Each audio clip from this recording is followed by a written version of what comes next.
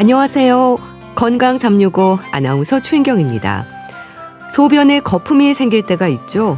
거품의 양이 많기도 하고 적기도 하고 일시적일 수도 있지만 소변을 볼 때마다 거품이 계속 보이는 경우도 있습니다. 그럴 때 얼른 떠올리는 생각은 콩팥 건강이고 검사에서 단백뇨 진단을 받기도 합니다. 단백뇨가 뭘까요? 소변에 단백질이 많다는 걸까요?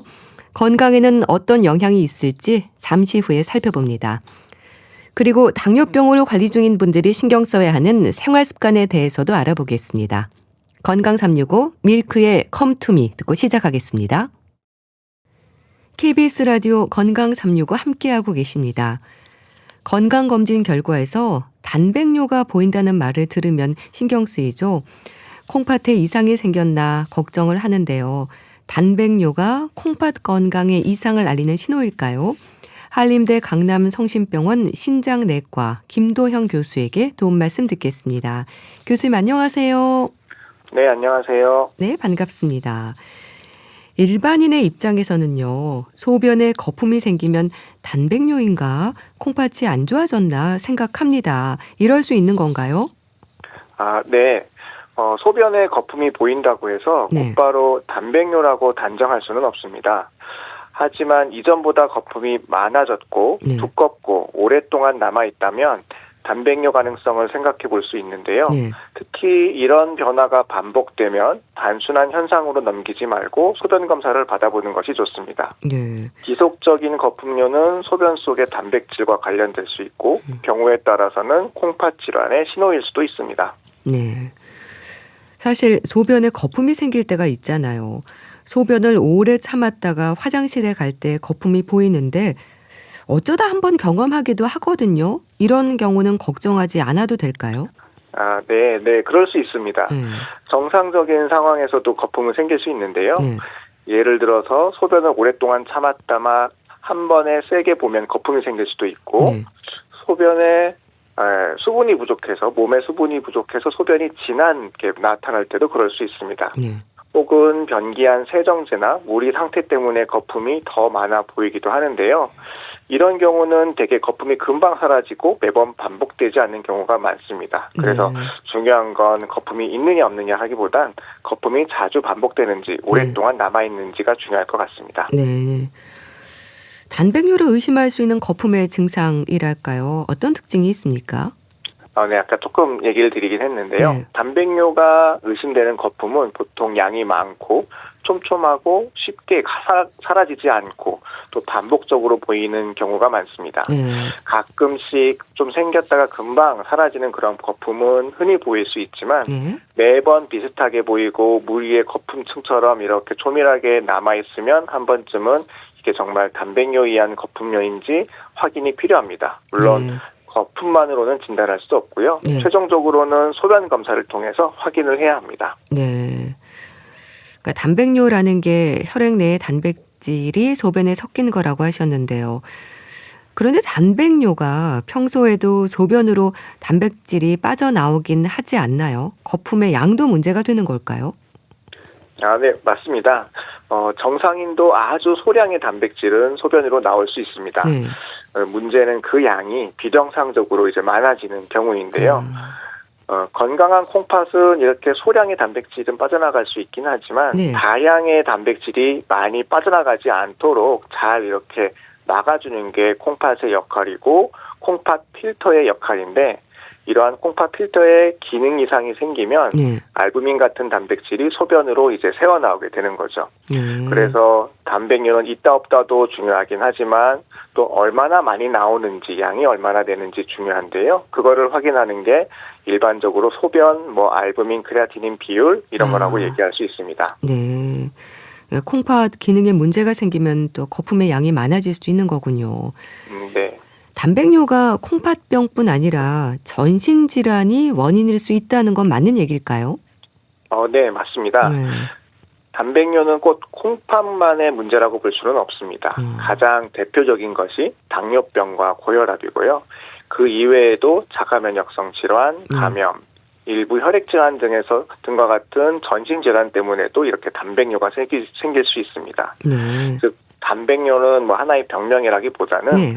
어떤 하나의 그런 현상인 거고요. 결국엔 콩팥 필터에 이상이 생기고 있다는 그런 결과이고 신호로 보는 것이 맞을 것 같습니다. 네.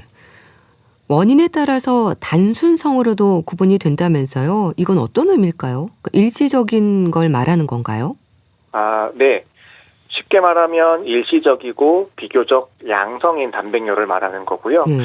예를 들어서 뭐 콩팥이 아주 건강한 사람들도 열이 났다거나 혹은 격렬한 운동을 많이 했을 때 혹은 탈수가 심할 때 오래 서 있었을 때도 일시적으로 단백뇨가 나올 수 있습니다. 네.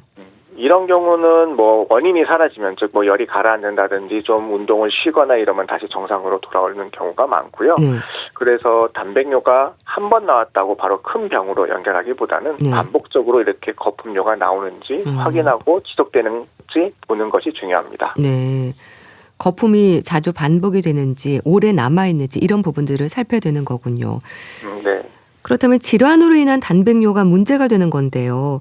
콩팥병뿐 아니라 당뇨병의 합병증으로도 콩팥병이 올 수 있고 또 소염 진통제와 같은 약물로도 단백뇨가 발생할 수 있는 건 왜 그런 건가요? 네. 우선 문제가 되는 것은 아까 말씀드린 대로 지속적으로 나오는 단백뇨, 즉 네. 어떠한 질환과 연결된 단백뇨입니다. 우리나라에서 대표적으로는 당뇨병은 콩팥에 이제 미세혈관과 같은 필터를 손상시켜서 네. 단백뇨를 만들 수 있고 고혈압도 콩팥에 부담을 주어서 같이 단백뇨를 만들 수 있습니다. 이러한 단백뇨는 뭐 여러 가지 당뇨병성 콩팥병, 고혈압성 콩팥병의 초기 신호로도 매우 중요한데요. 네. 그 이외에도 소염 진통제, 특히 비스테로이드성 계열의 약물은 콩팥으로 가는 혈류를 떨어뜨리거나 하면서 급성 신손상 혹은 기존의 만성 콩팥병의 악화를 일으킬 수 있고 경우에 따라서는 단백뇨와도 연관될 수 있습니다. 따라서 이렇게 신장 기능이 좀 떨어지신 분들이나 고령자, 당뇨, 고혈압 환자에서는 진통제를 오래 복용할 때는 특히 조심해야 합니다. 네. 뭐 단순히 소변에 거품이 많다고 해서 다 단백뇨로 진단되는 건 아니라고 하셨는데요. 그럼 문제가 있는 경우에 소변 검사 결과로 볼 때 어떤 이상이 나타나는 건가요? 네. 우선 거품만으로는 단백뇨를 진단하지는 않습니다. 네. 그래서 검사를 해야 되는데요. 네. 검사에서는 먼저 소변 시험 지봉 검사, 즉 이제 소변을 종이 스틱으로 이렇게 찍어서 색깔 변화를 보는 시험 지봉 검사를 하게 되는데 네. 거기서 단백뇨의 양성이 그런 소변이 보이는지 단백이 나오는지 먼저 확인을 하게 되고요. 네. 거기서 뭔가 양성이 있다면 더 정확하게는 소변을 정밀하게 검사해서 소변, 알부민, 크레아티닌 비율과 같은 정량 검사, 즉 단백뇨의 양이 얼마나 되는지 그런 검사를 하게 됩니다. 네. 또한 단백뇨 외에도 혈뇨가 동반되는지도 확인을 하게 되고요. 그 이후에 혈액 검사를 통해서 크레아티닌, 사구체 여과일과 같은 신장 기능도 함께 확인합니다. 단백뇨 평가는 소변 검사 하나만 하는 게 아니라 혈액 검사와 같이 함께 봐야지 의미가 있을 수 있습니다. 네. 그러면 이제 소변 검사의 경우에는 한 번으로 확인이 될까요? 단백뇨가 의심될 때는 두세 번 확인을 하는 건가요? 아무래도 검사 당일에 일시적일 수도 있지 않을까 싶기도 한데요. 네, 맞습니다. 뭐 아까 말씀드린 대로 일반적인 경우에도 단백뇨가 있을 수 있다고 말씀드렸는데요. 네. 마찬가지로 이러한 단백뇨가 있다고 해서 한 번 소변 검사를 확인한다고 의미 있는 단백뇨라고 보기보다는 한 6개월이나 뭐 3개월 안에 반복적인 좀 소변 검사를 해봐서 정말 이렇게 단백뇨가 지속이 되는지 어떤지 확인을 해봐야 됩니다. 이렇게 한 번 말고 한 2번, 3번 이렇게 정기적으로 좀 검사를 해봤을 때 지속적으로 단백뇨가 나올 경우에 뭔가 만성적인 변화가 있다라고 볼 수 있습니다. 네. 이런 소변 검사와 함께 더불어서 혈액 검사도 같이 하는 거군요. 네. 네. 그런데 검사 결과로 우연히 알기도 하지만요. 증상으로 짐작되는 부분도 있을까요? 우리가 몸이 부을 때도 걱정을 하게 되는데요. 네. 또 솔직히 이제 단백뇨가 많아지면 몸에 부종, 붓기가 생길 수가 있는데요. 네. 특히 뭐 눈 주변이라든지 발목, 다리, 손 혹은 이제 배가 좀 많이 나오거나 붓거나 아침에 눈이 퉁퉁 붓는 경우가 이렇게 나타날 수가 있습니다. 결국 단백뇨가 많아지면 우리 몸 안의 단백질이 소변으로 많이 빠져나간다는 상황인 거고 그럼 체내의 단백질이 모자라게 되고 결국 단백질이 모자라면서 이게 부종으로 이어지게 됩니다. 네. 따라서 거품료와 함께 붓기가 나타나면 한 번쯤은 단백뇨 의심을 해봐야 됩니다. 네. 체내에 단백질이 부족하면 왜 부종으로 나타나는 건가요? 우리 몸에서 이제 혈관 안에, 즉 혈액 속에 단백질이 일정 농도 있어야지 네. 삼투압이라는 그런 기전으로 저희가 설명을 하는데요. 네. 그렇게 단백질이 있어야지 물을 끌어당기면서 혈관 안에 물이 많이 잘 유지가 돼야 되는데 네. 단백질이 모자라면 혈관 안에 삼투압이 떨어지면서 물이 혈관 안에 있어야 되는 수분이 혈관 밖으로, 즉 그 살 사이사이, 쉽게 얘기하면 저희 세포 사이사이 살에 좀 퍼지는 거죠. 그러니까 혈관 안에 있는 물 성분이 많은 거는 부종은 연관없지만 그게 혈관 밖으로 빠져나가서 살 사이사이에 물이 차게 되면 네. 그게 부종으로 나타날 수 있는 거죠. 네. 그럼 또 소변 보는 횟수는 줄어드는데 거품은 여전하다거나 살이 찌는 것도 증상일까요? 모두 다 맞지는 않지만 그럴 네. 수는 있습니다. 즉 단백뇨가 심한 경우에는 아까 말씀드렸듯이 부족, 몸에 살 사이사이에 수분이 쌓이면서 체중이 느는 것처럼 보일 수도 있고, 그러다 보니까 소변 보는 양도 좀 줄어드는 소변량 변화가 동반될 수 있습니다. 네. 그러니까 이렇게 체중이 는다는 게 우리가 정말 근육량이 늘거나 지방이 늘어서 살이 찌는 게 아니라 네. 부종 때문에 물이 잘 빠져나가지 못해서 몸 안에 남아있는데 그게 살 사이사이에 빠지니까 부종이 생기게 되고, 체중은 체중대로 늘고 소변량은 조금 감소하고 네. 이런 경우가 나타날 수 있는데, 네. 이런 경우는 신장 이상이 확인될 수 있기 때문에 거품료와 부종, 체중 증가가 함께 보이면 꼭 검사를 해보시는 게 좋습니다. 네. 아무래도 만성 콩팥병을 앓는 분들에게는 단백뇨도 신경 쓰이는 부분이고 잘 관리를 해야 될 것 같은데요. 이런 경우에는 단백뇨가 심할수록 만성 신부전증으로 진행이 빨라진다거나 하는 부분도 있을까요? 네, 그렇습니다. 네. 단백뇨는 단순한 동반 현상이 아니라 콩팥병 진행을 위험을 보여주는 그런 중요한 지표가 되겠는데요. 네. 결국 알부민뇨, 단백뇨가 많을수록 만성 콩팥병이 더 심해지거나 악화되거나 결국에는 투석을 받게 되는 신부전으로 진행할 위험성이 더 높습니다. 결국엔 단백뇨가 있다는 것 자체, 그리고 조절이 잘 되지 않는 것 자체가 콩팥에 계속 뭔가의 염증 변화, 노폐물, 단백질을 거르는데 능력이 계속 떨어진다는 걸 의미하기 때문에 네. 단백뇨가 심할수록 병이 악화될 가능성은 맞습니다. 또한 치료 후에 단백뇨가 줄어드는 것도 결국엔 좋은 신호로 해석될 수가 있기 때문에 네. 뭔가의 병의 치료를 받을 때 단백뇨가 느는지 주는지 저희가 보통 검사를 하게 되고요. 네. 치료의 반응을 볼 때도 단백뇨를 추적하면서 단백뇨 양이 줄어드는지를 확인하게 됩니다. 네. 원인을 좀 빨리 찾아서 치료하는 게 중요할 텐데요. 사구체성, 세뇨관성, 범람성 여러 가지 얘기들을 하던데 이게 다 뭔가요? 네. 좀 어려운 말들이긴 한데요. 네. 이렇게 설명하면 좀 쉬울 것 같기는 합니다. 우선 첫 번째 사구체성 단백뇨는 네.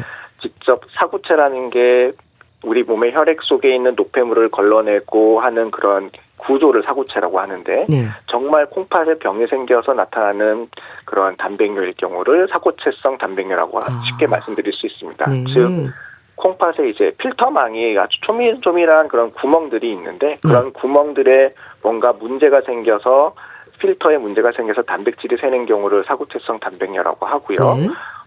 당뇨병성 콩팥병이나 사구체성 신염이 여기에 들어가게 됩니다. 네. 두 번째로는 세뇨관성 단백뇨는 이렇게 사구체에서 한번 단백질이 걸러지면 그렇게 걸러지는 단백질이 다시 우리 몸에 필요한 것들은 세뇨관이라는 그런 구조물을 통해서 재흡수가 되게 되는데 네. 그래서 소변으로는 결국엔 빠져나가지가 않죠. 네. 근데 이렇게 세뇨관에 뭔가 문제가 생겨서 단백질이 재흡수, 우리 몸에 필요한 것들이 재흡수가 되지 않는 그런 상황에서 발생되는 단백뇨를 세뇨관성 단백뇨라고 하고요. 네. 이런 경우는 약물이나 세뇨관 혹은 간질 손상, 간질성 신염일 경우와 관련이 있을 수 있습니다. 네. 또 세 번째가 있는데 범람성 단백뇨는 네. 말 한마디로 범람, 넘쳐나서 단백뇨가 생기는 거거든요.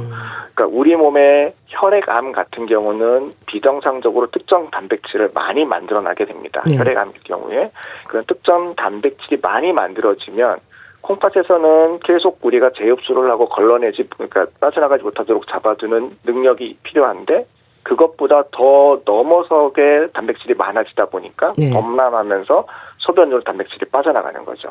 그래서 일부 혈액암 같은 경우, 혈액 질환인 경우에는 범람성 단백뇨가 나타날 수 있습니다. 네. 단백뇨가 생기는 원인들에 대해서 말씀 주셨는데요.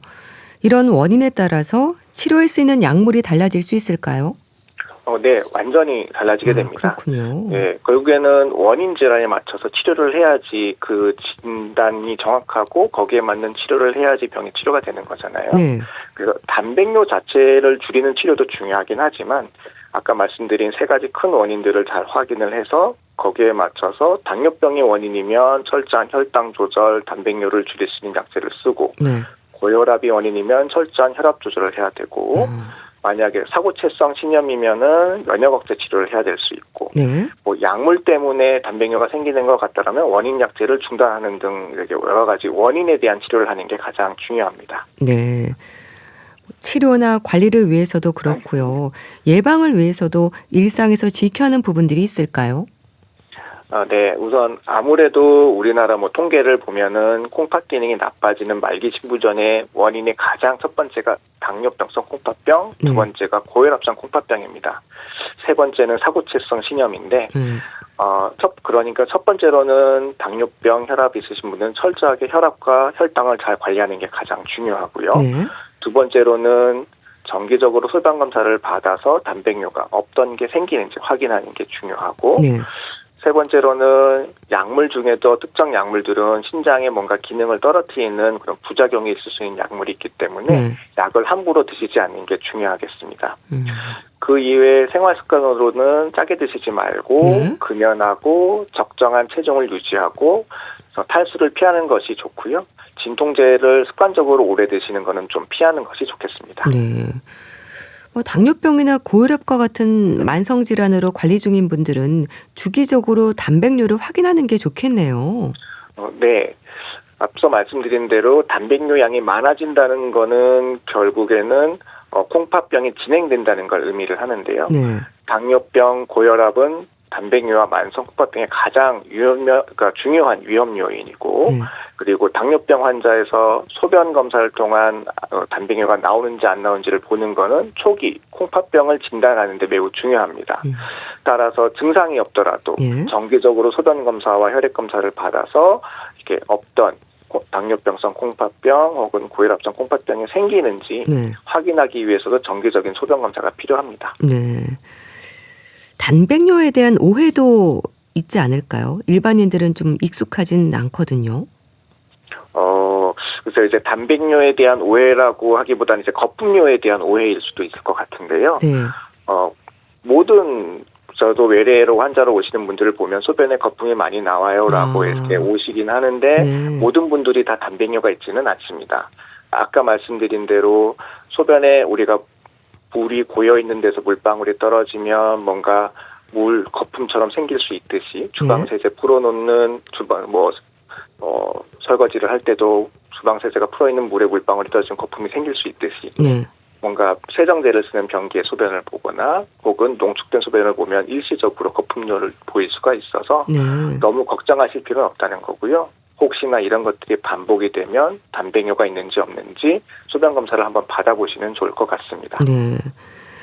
그런데 콩팥병을 앓고 있는 분들은 정기적으로 검사를 하니까 오히려 변화를 확인하는 데는 별 문제가 없을 것 같은데요.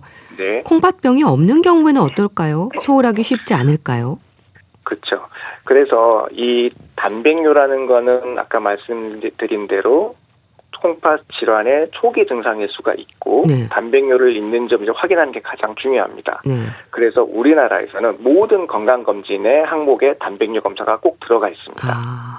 그리고 전 세계적으로 각 나라에서 하는 건강검진에도 다른 거는 다 처치하더라도 소변 검사를 통한 단백뇨 여부와 혈액 검사를 통한 크레아티닌 측정, 사구체 여과를 측정하는 게 반드시 들어가 있습니다.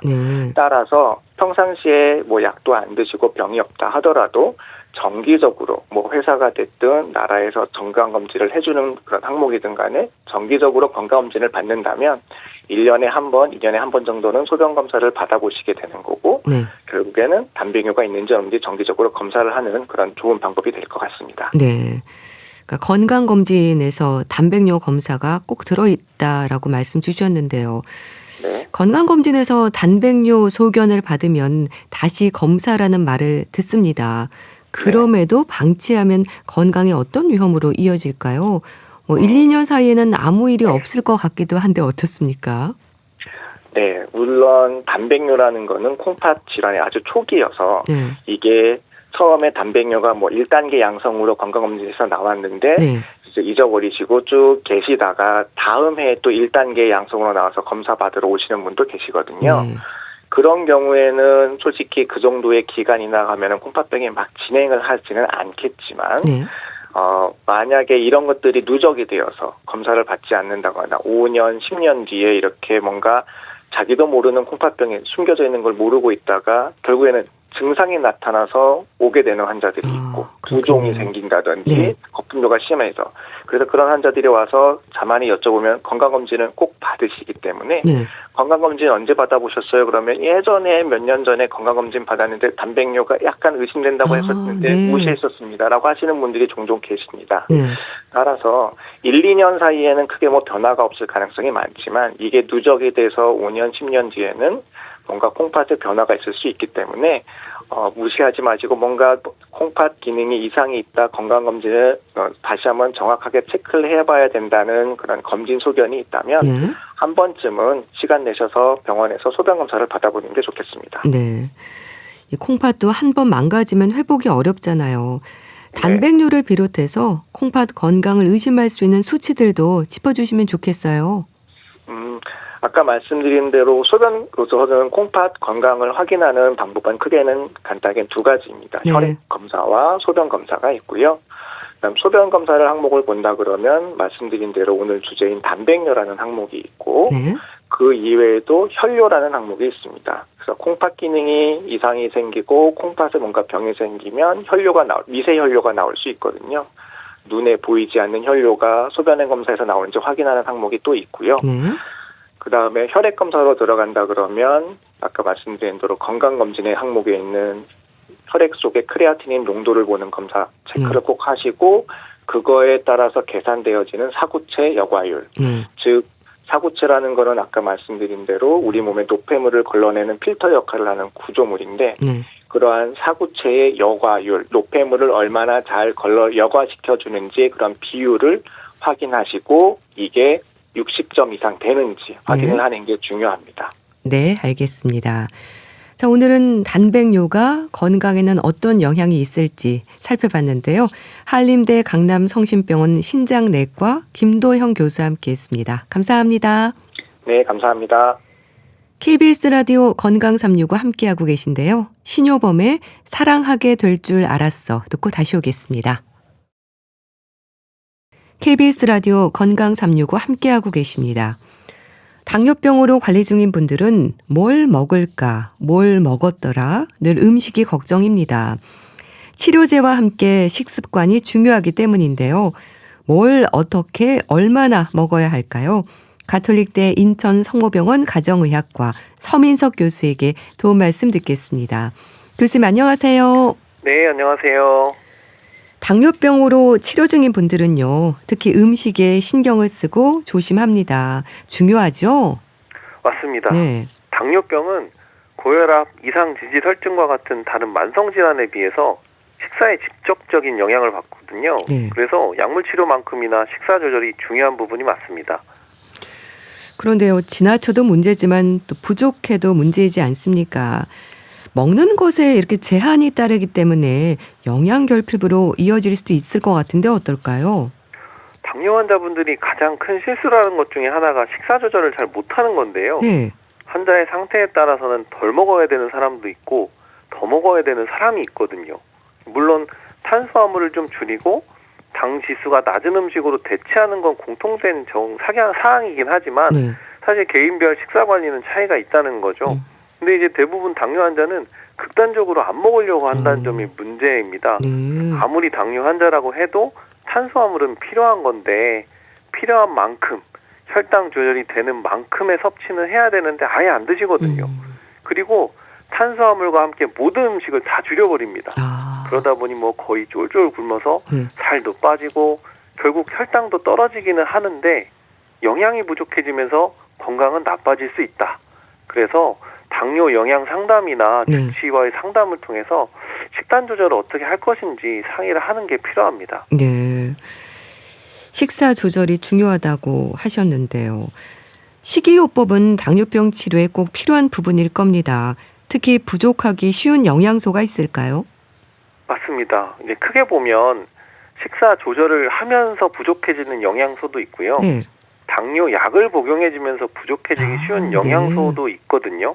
식사의 경우는 아무래도 탄수화물을 줄여서 먹기 때문에 곡류에 풍부한 비타민 B1, B12 같은 비타민 B군이 좀 부족해지기가 쉽습니다. 네. 그 외에 비타민 D, 마그네슘, 철분 등도 좀 부족해지기 쉬운데요. 실제 연구 결과를 보면 약 5만 명 정도 당뇨병 환자를 분석해 보니까 네. 비타민 D 결핍은 60% 정도, 아. 마그네슘은 40% 정도, 네. 철분이나 비타민은 20% 정도 결핍된 상태라고 보고된 바가 있거든요. 네. 그렇기 때문에 식이요법을 하면서도 균형 있는 영양 섭취를 신경 쓰는 게 필요합니다. 네. 당뇨약을 복용하면서 부족해지기 쉬운 영양소는 또 어떤 게 있을까요? 당뇨병 치료제로 인한 영양 결핍도 있을 수 있다고 말씀드렸는데 네. 가장 흔하게 먼저 사용하는 약이 메트포르민이라는 약인데요. 네. 이 약을 장기간 사용을 하게 되면 체내 비타민 B12 흡수가 저해가 돼서 결핍되기 쉬운데요. 네. 이 약이 이제 그 소장 끝에 있는 회장이라는 부분에서 그 칼슘 의존성 막 작용을 방해하게 되면 네. 흡수가 안 됩니다. 아. 그리고 장의 운동에 영향을 주기 때문에 장내 세균이 좀 많이 자라게 되고 네. 요놈들이 이제 비타민 B12를 소비하고 흡수가 되지 않도록 하는 부분들도 있고요. 네. 위에서 나오는 내인성 인자라는 부분이 있는데 이게 있어야 비타민 B12가 흡수가 되는데 이 분비를 감소시켜서 비타민 B12의 결핍을 유발한다라고 되어 있습니다. 네. 비타민 B12가 부족해지면 어떤 문제가 생기는 건가요? 주로 이제 당뇨 환자분들이 네. 손끝, 발끝이 저리고 감각이 떨어진다고 하는 분들이 있거든요. 네. 근데 이제 비타민 B12가 떨어져도 이런 말초 신경병증이 생깁니다. 당뇨 때문에 생기는 신경병증에 말초 신경병증이 더해지니까 증상이 좀 악화가 될 수 있는 부분이 좀 중요한 부분입니다. 네. 근데 이거는 당뇨 약으로 생기는 건데요. 그럼 조절이 가능한 건가요? 기본적으로는 우리가 음식으로 네. 조절을 할 수 있고요. 비타민 B12 같은 경우에는 워낙 음식 곡류에 많이 풍부하게 들어있기 때문에 네. 사실은 이제 탄수화물 섭취를 줄인다고 해도 적정량의 비타민 B12를 흡수를 할 수 있는 거고 네. 거기에 이제 추가로 이제 부족하다고 하면 영양제를 통해서 추가 보충을 해볼 수 있는 부분입니다. 네. 비타민 B12뿐 아니라 이제 비타민 D나 비타민 B도 잘 챙겨야 한다고 하던데 이건 또 어떤 의미일까요? 비타민 D나 비타민 B 같은 영양 성분을 이제 잘 보충해줘야 되는 이유가 딱 두 가지라고 보면 되는데요. 네. 당뇨 치료, 그러니까 즉 식이 조절과 약물 치료 중에 결핍이 될 수 있기 때문에 보충을 해줘야 되는 부분도 있고 네. 어떻게 보면 더 중요한 것은 결핍 때문에 결국에는 당뇨 조절이 잘 안 될 수도 있는 부분, 합병 증상이 생길 수 있다는 것 때문에 사실은 잘 챙겨야 되는 부분이 있고요. 네. 비타민 D 같은 경우에는 사실은 정도는 미미하긴 하지만 이 비타민 결핍이 혈당 조절에 직접적인 영향을 주기도 하고 추가로 이제 혈압 관리에도 영향을 준다고 되어 있거든요. 네. 그리고 이 비타민 1, 비타민 B6, 비타민 12 같은 비타민 B군 같은 경우에는 네. 아까 이제 말씀드렸던 것처럼 말초 신경병증 때문에 당뇨 합병증이 악화될 수 있는 그런 부분이 있기 때문에 합병증 조절 면에서 비타민 B군에 대한 보충이 좀 필요합니다. 네. 그 비타민 D 같은 경우는 뭐 혈당 조절이나 혈압에 영향을 준다고 하셨는데 왜 그런 건가요? 비타민 D가 참 그 뼈 건강에 중요한 비타민으로 알려져 있는데 네. 그 기능이 굉장히 다양하거든요. 비타민 D가 부족하면 혈압이 올라간다고 되어 있습니다. 고혈압의 위험이 증가된다고 되어 있는데 네. 실제로 보면 혈압 관리에 이제 영향을 주는 레닌 안지오텐신 시스템의 레닌이라는 물질을 활성화하지 못하게 그래서 혈압 상승을 억제하는 효과가 있거든요. 네. 근데 이제 비타민 D가 없으면 혈압 상승을 억제하는 효과가 떨어지면서 혈압이 오르는 거고요. 거기에다가 비타민 D가 모자라면 혈관의 그 평활근 세포가 증식되면서 혈관 탄력성이 떨어지면서 결국엔 혈압이 올라갈 수 있다. 네. 그래서 이런 부분에서 비타민 D가 혈압에 영향을 준다라고 알려져 있고요. 네. 인슐린에도 영향을 주는데 췌장의 이제 베타 세포, 인슐린을 분비하는 세포거든요. 네. 여기에 이제 작용을 해서 인슐린 분비를 촉진하기도 하고 인슐린의 저항성을 개선하는 효과도 있습니다. 실제 뭐 당뇨 환자에서 단기간의 결과긴 하지만 네. 비타민 D를 보충을 해줬더니 당화혈색소나 공복혈당이 미미하지만 떨어졌다라는 결과도 있습니다. 인슐린과 관련해서는요, 마그네슘도 도움이 될까요?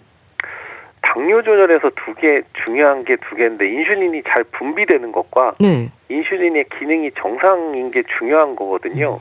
근데 이제 인슐린이 저항성, 기능이 좀 떨어졌다. 뭐 요때는 좀 당뇨의 위험성이 늘어나게 되는데 네.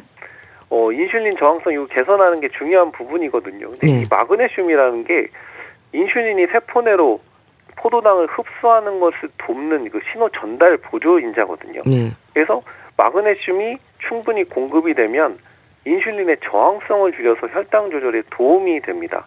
그래서 앞서도 설명드렸던 것처럼 당뇨 환자들은 마그네슘 결핍이 많거든요. 왜냐하면 소변으로 마그네슘이 좀 빠지기 쉽기 그렇군요. 때문에 그렇기 때문에 마그네슘을 보충하는 거는 당뇨 조절에서도 중요할 수 있다라고 봐야 됩니다. 네. 이제 부족하지 않도록 보충해줘야 하는 영양소 이제 말씀 주셨고요. 반대로 피하거나 자제하는 게 좋은 식품이나 영양제도 있을까요? 요즘 영양제에 대한 관심들이 참 높은데요. 사실 좀 조심스러운 부분이긴 한데요. 네. 당뇨를 진단받은 분들은 골고루 먹어야 되지만 과도한 칼로리 섭취를 줄여야 됩니다. 네. 먹지 말아야 될 게 많거든요. 근데 이제 사람이 먹지 말라 그러면 힘들지 않습니까? 그렇죠. 더 먹고 싶고. 네. 그러다 보니 나는 평소대로 먹고 싶은데 뭘 좀 간단하게 먹어서 좀 도움이 될 만한 게 있지 않을까라고 생각을 하십니다. 네. 이 대표적인 게 이제 영양제, 건강기능식품이라고 볼 수 있는데요. 당뇨 조절에 있어서 영양 성분이 보충되어야 되는 부분이 있기는 한데 네. 가급적 음식으로 보충하는 게 중요하고요. 효과는 사실 미미한 제품, 사용은 자제하시는 게 좋은데 네. 이런 이제 그 식품, 영양제 이런 부분에 있어서는 복용하기 전에 사실 주치의와 상의를 하는 게 중요합니다. 왜냐하면 혈당을 올릴 수 있는 제품들도 있고요. 네. 오히려 약물 상호작용 때문에 건강에 악영향을 줄 수 있는 부분도 있거든요. 어쨌든 이런 이제 영양제에 대한 관심이 높아서 뭐 이제 당뇨 조절을 위해서 뭐 인삼 제품, 홍삼 제품, 뭐 관절 영양제, 뭐 글루코사민 이런 것들 이제 드시는 경우도 있는데 조심하시긴 해야 됩니다. 네. 뭐 관절 영양제, 글루코사민 얘기하셨는데요. 글루코사민에 당 성분이 포함되어 있다고 하던데 그런가요? 뭐 관절 건강에 좋다고 해서 많이들 드시는데요. 이 글루코사민이 갑각류의 껍질에서 추출한 키틴으로 만드는 천연 아미노당이거든요. 네. 원료 자체가 당 성분이라는 겁니다. 그래서 이제 글루코사민을 복용하면 혈당이 좀 오를 수가 있어서 조심을 해야 되고요. 어떻게 보면 더 중요한 거는 관절 건강을 위해서 글루코사민을 복용을 하시기는 하는데 네. 실제 관절의 통증이 줄어든다든지 관절의 기능이 좋아진다라는 그런 이득이 매우 적습니다. 네. 개인 차이도 좀 크고요. 그래서 다른 치료가 오히려 관절 통증 조절에는 도움이 된다는 거죠. 그렇기 때문에 관절 건강을 위해서 글루코사민을 복용하는 게 사실 권장되지도 않고 네. 당뇨 환자의 경우라고 하면 오히려 혈당이 올라가면 더 건강에 안 좋은 영향을 주니까 안 드시는 게 더 좋겠다라고 생각을 합니다. 네. 오메가3는 어떨까요? 조금 다른 얘기들이 있던데요. 오메가3 이제 혈관 건강 때문에 많이 드시는 경우들이 많은데요. 네. 실제 당뇨 환자에서도 동시 처방을 많이 하거든요. 네. 왜냐하면 혈당이 올라가면서 또 중성지방도 같이 올라가기 때문에 오메가3로 중성지방을 좀 낮추려고 사용을 합니다. 이게 물론 이제 중성지방 낮추는 효과 외에도 네. 오메가3가 췌장의 베타세포 기능을 좀 좋게 해서 인슐린도 잘 분비되게 하고 인슐린 저항성을 개선해서 혈당에 도움이 된다고 알려져 있기는 한데 네. 다만 이제 일부 연구에서 보면 고용량 섭취를 했을 때 혈당이 올라간다라는 결과도 있어서 사실 임의로 복용을 하기보다는 주치의랑 상의해서 복용을 하는 게 필요하다는 거죠. 네. 복용 전에 꼭 주치의와 상담을 하라고 하셨는데요. 그러니까 그러니까 처방된 약을 잘 챙겨 드시는 것과 함께 식습관의 중요성이 강조가 되는 만큼 건강기능식품으로 도움을 받는 분들이 참 많습니다. 너무 의존도가 높은 것도 문제가 되지 않을까요?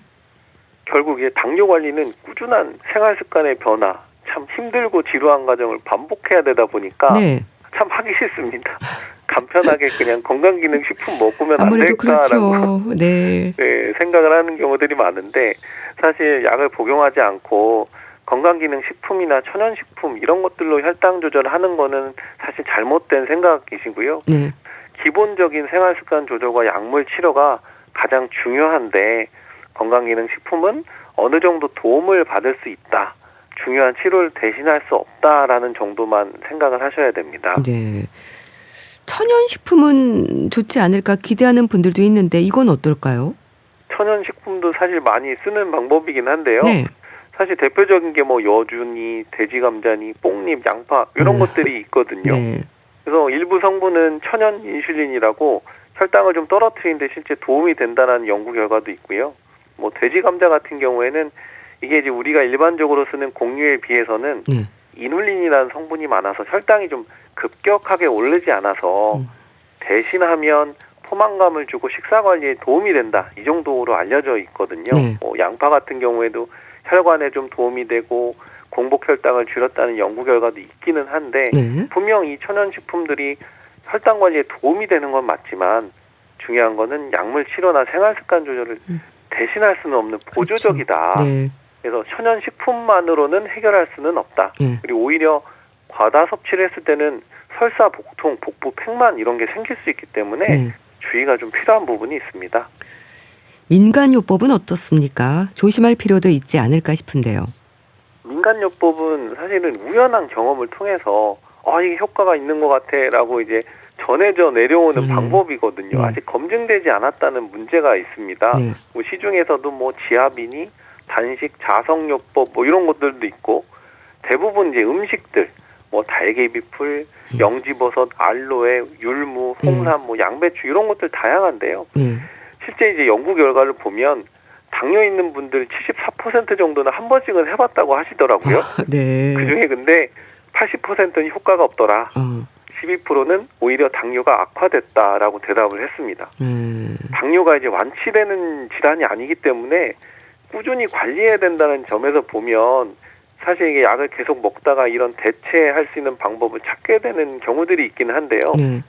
효과 없다는 거 그리고 괜히 검증되지 않는 이 방법에 돈과 시간을 낭비해서 당뇨가 좀 조절이 안 되고 오히려 나빠지는 경우도 있을 수 있으니까 주의하실 필요가 있습니다. 네. 그러니까 검증되지 않은 그런 잘못된 방식을 쓰면 오히려 악화될 수 있다고 하셨는데요. 당뇨병뿐 아니라 간이나 콩팥 기능에도 영향을 줄 수 있다는 것도 맞는 얘기일까요? 이 잘못된 방식 자체가 당뇨 자체의 조절을 어렵게 만들거든요. 네. 그렇기 때문에 혈당 조절이 안 되니까 합병증 발생 위험이 증가되는 게 일단 문제고요. 그렇겠네요. 콩팥 기능이 이제 떨어져서 뭐 만성 신부전으로 진행을 할 수도 있는 거거든요. 네. 이런 잘못된 방식 자체가 오히려 간에 독성을 유발하거나 심독성을 유발하는 경우도 있을 수 있습니다. 네. 물론 이런 대부분의 이런 잘못된 방식이라고 하는 것은 음식이기 때문에 음식이라서 실제로 간에나 콩팥에 영향을 대부분은 주지는 않지만 개개인의 차이라든지 현재 드시는 약과 이런 민간요법 치료와의 상호작용 때문에 그리고 아니면 이미 간과 콩팥이 손상되어 있는 경우에는 오히려 이런 민간요법 여러 가지 천연 재료 이런 것들이 오히려 간과 콩팥에 악영향을 줄 수 있기 때문에 혼자서 임의로 하시지 마시고 솔직히 당뇨 주치의와 상의를 하셔서 결정을 하시는 게 도움이 됩니다. 네. 자, 그럼 당뇨병 환자들의 식습관 어떤 점을 강조를 하실까요? 아무래도 혈당에 대한 두려움이 큰데요. 당뇨 하면 되게 두려움이 크신 게 맞는 것 같아요. 네. 중요한 거는 혈당 조절만 잘하면 당뇨로 인해서 합병증 생기거나 사망할 가능성이 충분히 관리가 된다는 거거든요. 그래서 실제로 당뇨가 진단된 분들도 조절만 잘하면 당뇨 없는 분들과 똑같이 살 수 있다라고 말씀을 드립니다. 네. 그렇기 때문에 당뇨가 있다고 공포감이 극단적으로 막 식사 제한을 하거나 민간요법 찾는 거는 주의하시는 게 필요하고요. 네. 가장 기본적인 식습관 조절 교정을 하는 게 집중하는 게 좀 중요하다 이렇게 말씀드리고 싶은데 원칙은 같습니다. 조금 덜 먹자, 조금 더 움직여보자, 예. 가급적이면 건강한 음식으로 먹자 이런 기본 원칙만 잘 지키신다면 당뇨는 충분히 조절이 가능합니다. 네. 조금 움직여보자. 운동, 그렇다면 빠질 수 없을 것 같은데요. 늘 함께 신경 써야 하는 부분이잖아요.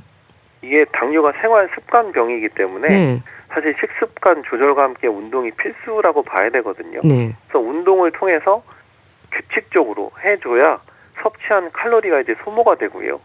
당뇨에서 중요한 게 인슐린 감수성인데 인슐린 감수성을 운동을 통해 높이면 혈당이 잘 떨어집니다. 그래서 네. 운동은 꼭 병행하셔야 됩니다. 예. 비만하지 않도록 조심하는 것도 운동의 목적일 텐데요. 살이 찌면 아무래도 혈당 조절이 잘 안 된다고 하던데요. 당뇨 조절에서 중요한 게 인슐린 저항성을 개선하는 건데요. 네. 비만하면은 살이 찌면은 인슐린 저항성이 올라가서 당뇨가 유발되기도 하고 당뇨 환자에서는 혈당 조절이 어렵습니다. 네. 그렇기 때문에 체중 관리와 혈당 조절 두 마리 토끼를 잡으려면 규칙적으로 운동을 하셔야 되는데요. 운동하라 그러면 꼭 유산소 운동만 하시는 경우들이 많거든요. 아, 네. 예, 그렇지만 유산소 운동 매일 하면서 주 2, 3회 정도 근력 운동을 좀 하셔서 근육을 키워주시면 네. 우리 몸의 기초대사량이 늘어나면서 장기적인 혈당 관리에 도움이 됩니다. 그래서 주 2, 3회 15분에서 20분 정도의 근력 운동은 꼭 추가하셨으면 좋겠습니다. 네. 유산소 운동과 함께 근력 운동 챙기시면 좋을 텐데요. 근데 또 운동을 멈춰야 하거나 피하는 게 좋은 경우도 있을까요? 가장 중요한 게 이제 내 몸 상태거든요. 네. 내가 몸이 힘들다 그러면 운동을 잠시 멈춰야 된다라고 생각을 하셔야 되는데 특히 이제 어지럽다, 손이 떨린다 등의 저혈당 증상이 생기는 경우에는 바로 운동을 멈추고 빠르게 혈당 보충을 해줘야 되고요. 네. 이런 저혈당 증상이 생기지 않기 위해서는 운동 전에 미리 식사를 하는 것도 좋지만 네. 저혈당 증상이 생겼을 때를 대비해서 뭐 사탕, 주스 등을 미리 챙기시는 것도 중요하고요. 네. 또한 운동을 하다가 갑자기 가슴이 조이는 통증이 생긴다, 손이나 발에 마비 증상이 생긴다고 하면 네. 심장이나 뇌 혈관 이상을 생각을 해야 되기 때문에 그때는 이제 바로 응급실로 가셔야 됩니다. 네.